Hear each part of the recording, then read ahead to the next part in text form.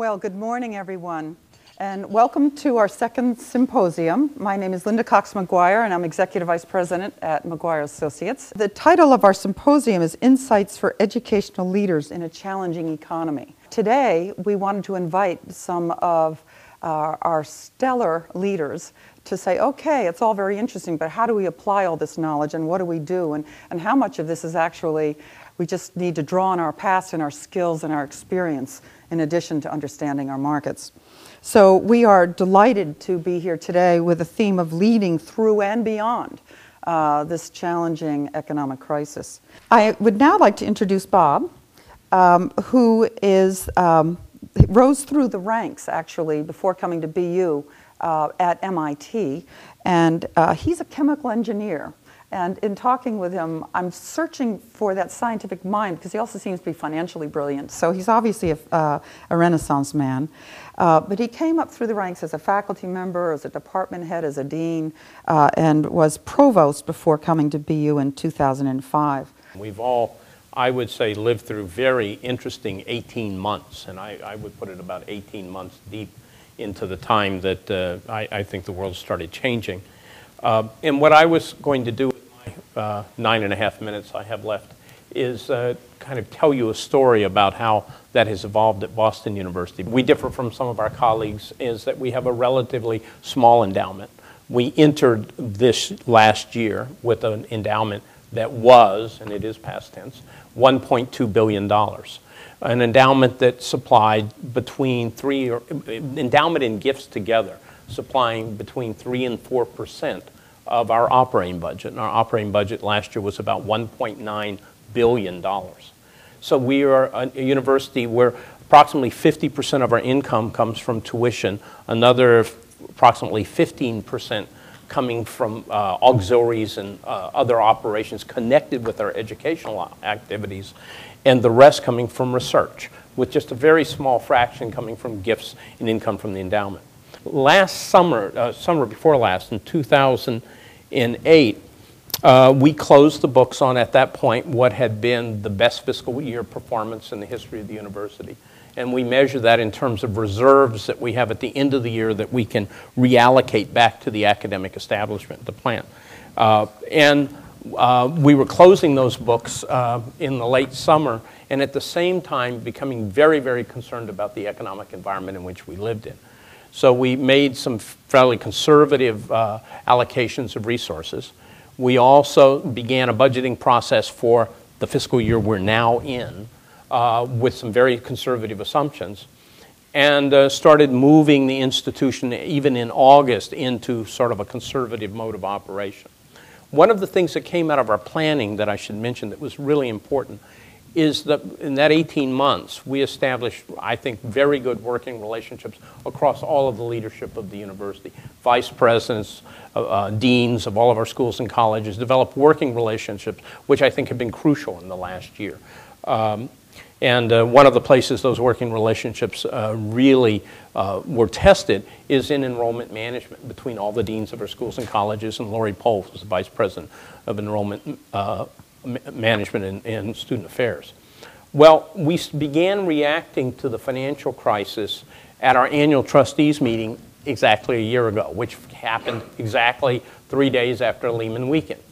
And we started deciding at that point that the world had changed financially and that we needed to change. And on October 1st of last year, we announced publicly that we were going into a freeze. We were freezing staff hiring, and we were freezing capital expenditures. And we were taking control of these processes at the highest level between myself, the Executive Vice President, Joe Mercurio, and the University Provost, David Campbell, and the Medical Campus Provost, Karen Antman. The press on that, I have to say, one of the questions we were asked is, well, how is the press playing this? Was very mixed. On October 1st, the press basically said, BU has a problem. Right? That was, it was funny because we were closing the books publicly on the best fiscal year we had ever had. Our bond ratings actually had gone up from both rating agencies in the previous 6 months. And yet we had a problem. It was interesting. We went from having a problem to being prudent, and by December we were called prescient in the press, which I really liked, right? 3 Ps. By doing October and November, people did a wonderful job in the Dean of Students Office and in financial services to reach out to our students and parents in our existing 15,000 undergraduate students to find out how the recession, the beginning of this recession, was starting to impact them. We put aside a reserve of money, financial aid money, to handle appeals, as they're called in our system, and we were able to retain our students. We also started tracking indicators on basically a weekly basis that we had never really all brought together before to see what was happening in our student population, and we can talk about that. We revised budget estimates for the following year, and we conserved cash because of the things we'd done with respect to the freeze. We did not freeze faculty hiring. In fact, we told the units that had approved faculty searches, go out and get them. Put aside money for faculty hiring. We thought that being counter-cyclical in faculty hiring was strategic. If you look at our strategic plan in faculty, it was the perfect opportunity to be very aggressive on faculty hiring, and that has paid great dividends. By December, we brought back to our Board of Trustees a plan about how we were going to deal with the rest of the fiscal year, a set of principles we were going to use to make budget cuts, and how we were going to get a budget for this fiscal year. January, we launched this with communications to our constituencies and with some town meetings. We froze executive salaries, we moderated staff raises, and we created 7 task forces to go after specific places in the university where we thought we had opportunities to do real savings. By April, we had a balanced budget for 2010, brought that to the board, had it approved. It took approximately 100 people and about 80 total FTEs out of the system on the staff side. We actually closed some things, just closed them. And we did not do across-the-board budget cuts. We just got out of some businesses, if you will. We still have several cost-cutting and efficiency initiatives still ongoing. We think there's more fruit that we can get out of these processes this year. We also had the smallest tuition increase in 40 years for the university as part of the budget plan. June, our deposits materialized for our freshman class. We had a pool of roughly the same size of applicants, so 38,000 applicants for the positions. We were meeting our financial aid targets. We had put aside more money for financial aid for this class. We started unfreezing positions. By June, we had lifted the freeze on staff, restored approximately 250 positions that had been frozen to the system. At the height of it, I think we had 350 frozen positions.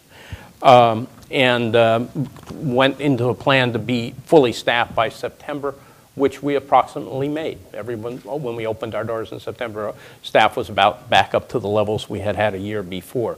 The capital freeze, the staffing freezes, all of that allowed us to conserve cash and have financial flexibility during the year.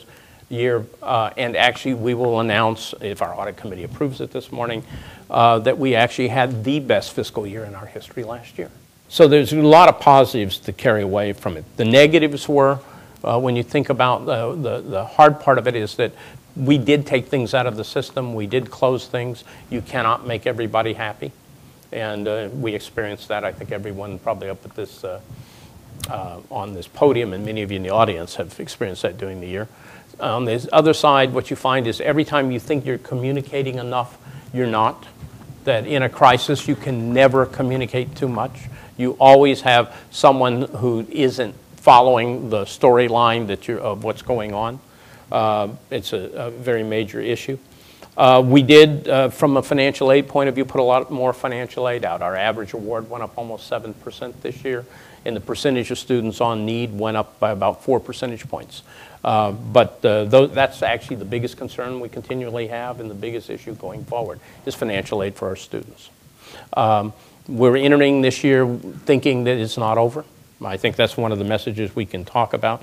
We really believe that, that financial aid is going to be a major issue this year, and that the recession is not over. Unemployment hasn't peaked, and we're going to see those going forward.